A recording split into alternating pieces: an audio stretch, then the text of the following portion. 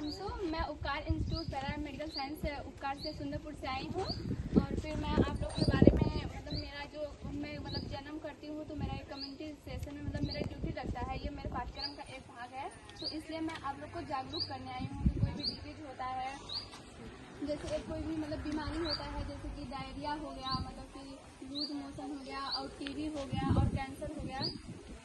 तो फिर इन सब ये सब बीमारियां जो होती हैं वो कैसे होती हैं, फिर उनको बीमारियों से हम कैसे बचते हैं, तो हम बताने जा रहे हैं आपको कि ये बीमारी होती है टीबी, जो कि बहुत जानलेवा और बहुत खतरनाक होती है। आप सब लोग टीबी के बारे में जानते होंगे, टीबी के नाम से सब लोगों ने सुना ही होगा, सब लोग जानते हैं। तो जो टीबी होता है एक संक्रामक होता है। जो टीबी होता है ना, वो एक आदमी से एक लोग से दूसरे लोगों में फैलता है। और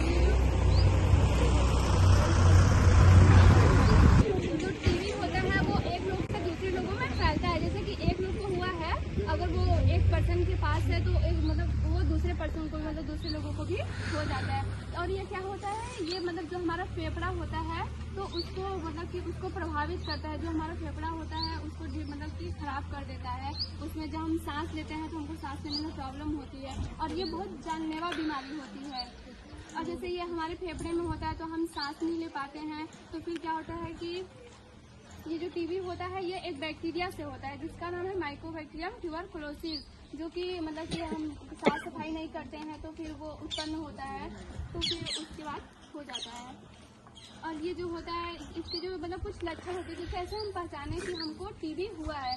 तो क्या होता है इसमें, जब हमको जो होता है ना वो 22 वीक तक 22 सप्ताह तक, 1 महीने तक 22 सप्ताह तक हमको खांसी आएगी। तो उस खांसी में क्या होगा, जब 22 सप्ताह तक खांसी आएगी तो हमको जाके हॉस्पिटल में चेक कराना होगा। तो उसमें क्या होता है कि जब हमको खांसी आती है तो हम थूकते हैं तो उसमें क्या आता है, खून आता है। और फिर क्या होता है कि जो हमारी बॉडी का जो हमारा शरीर होता है वो कमजोर हो जाता है और वजन घटने लगता है। और जब हम रात में सोते हैं तो रात में पसीने भी आने लगते हैं। तो फिर ये सब जब सिम्टम कि लक्षण होते हैं, जब हम लोग को ये सब पता चलता है तो हम लोग को तुरंत जाके डॉक्टर को इलाज कराना चाहिए, चेकअप कराना चाहिए। अब ये हो गया कि इसे, और इससे हम कैसे बचते हैं, तो क्या होता है कि सबसे पहले टीबी से बचने के लिए उसका कि वो वैक्सीन लगता है, इंजेक्शन लगता है। जब कोई भी बच्चा पैदा होता है तो ये टीबी बहुत जानलेवा होता है, इसके लिए बचने के लिए तो वैक्सीन बनाया गया है। तो सबसे पहले जब बच्चा पैदा होता है तो उसको वैक्सीन लगवाना चाहिए। जो भी हमारी सरकार है वो हमको वैक्सीन देती है। तो गाँव में सब लोग आती है, नर्स वगैरह जो एनएम होती है, गाँव की आशा होती है, वो आती है लगवाने, तो हमको उसको लगवा लेना चाहिए हर किसी को।